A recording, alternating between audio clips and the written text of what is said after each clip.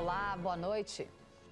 Recebemos hoje o ex-ministro de Relações Exteriores e ex-presidente da FAPESP, Celso Laffer, professor emérito da USP, e o historiador e youtuber Marco Antônio Villa. Você também pode participar com comentários e perguntas pelo Twitter na hashtag Jornal da Cultura. Boa noite, professor. Seja bem-vindo. Boa noite, obrigado. Boa noite, Villa. Boa noite, professor. Gabriela Cid confirmou hoje à Polícia Federal que usou registros falsos de vacinação para sair do país. A esposa do ex-ajudante de ordens da Presidência da República, Mauro Cid, é suspeita de integrar uma organização criminosa que fraudou dados do Sistema Único de Saúde. Gabriela Cid chegou à sede da Polícia Federal em Brasília ainda no início da tarde.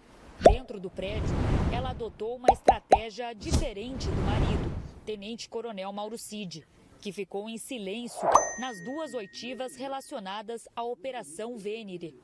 Segundo fontes da Polícia Federal, Gabriela disse que usou registros de vacinação fraudados para viajar. A investigação indica que ela foi aos Estados Unidos usando esse documento em 3 ocasiões. A primeira, em dezembro de 2021, e, de novo, no ano seguinte, uma vez em abril e outra em dezembro.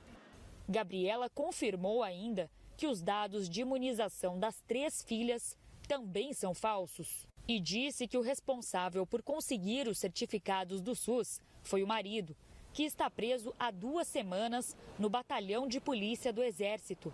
Gabriela deixou o prédio sem falar com a imprensa. Mauro Cid e a esposa compartilham do mesmo grupo de advogados. Hoje, a defesa pediu ao Supremo Tribunal Federal a revogação da prisão para que o militar responda em liberdade.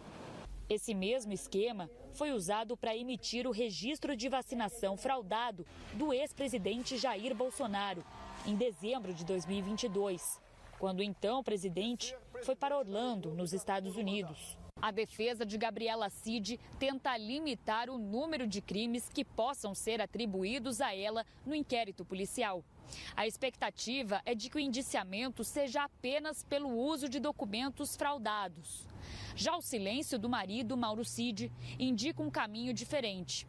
Segundo interlocutores ouvidos pelo Jornal da Cultura, a estratégia é abrir espaço para uma possível delação premiada.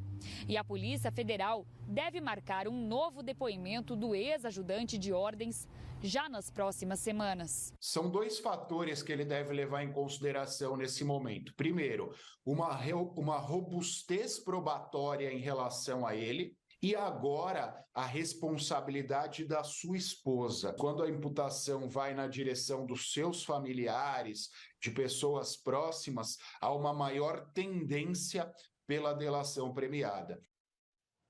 Villa, como nós vimos, a mulher do Cid jogou a culpa da fraude nos cartões de vacinações no próprio marido. Isso faz parte de uma estratégia para delação? Isso aumenta a chance de uma delação do ex-assessor de Jair Bolsonaro? Bem, o meu colega professor foi perfeito, né? Quando ele fala da convocação de um familiar, que isso, pela história das delações premiadas, acaba deixando muito constrangido, vamos chamar assim, o marido, que no caso é o Tenente Coronel Mauro Cid. Na verdade, certamente é uma estratégia de defesa combinada do marido com a esposa e com o advogado. O advogado é um especialista em delação premiada. Se haverá ou não, é muito difícil dizer. Eu sinceramente confesso a você que eu lamento tudo isso. Tudo isso por causa de uma vacina, né? No caso dessa senhora, né? E das filhas, colocando em risco as filhas, a ela própria e a sua família, né? Veja a que ponto chegou um triste momento da história tão recente do Brasil, né? E, por outro lado, em relação ao seu marido, que tinha tudo para ascender ao posto máximo do Exército Brasileiro, que hoje é general do Exército, general de 4 estrelas, tendo em vista que marechal no governo Castelo Branco, o último foi o Costa e Silva. Então, A questão que se coloca é que eu lamento tudo isso. Agora, empurrar a culpa, vamos chamar assim, porque nós não sabemos, vamos tomar cuidado sempre de imputar a culpa a alguém. Mas ao ajudante de ordens, na verdade ele é um ajudante de ordens, carrega a pasta, atende o telefone, ele cumpria ordens, ele não era o presidente da República, né?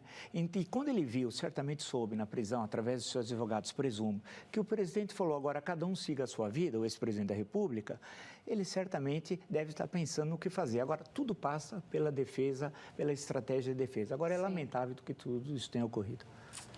Agora, professor, a Polícia Federal circula pelos Estados Unidos buscando os lugares em que o Bolsonaro passou para ver se alguém pediu cartão de vacinação fraudado. A gente sabe que esse tipo de fraude é um crime federal por lá, nos Estados Unidos. Caso haja comprovação, Bolsonaro pode ser punido pela lei americana?